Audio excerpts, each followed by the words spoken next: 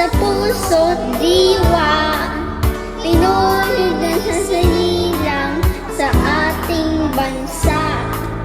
Hindi ako sanay sa wikang mga banyaga. Ako'y Pinoy na mayroong sariling wika.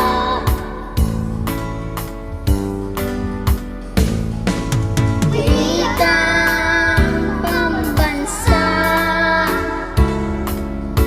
gamit kong salita.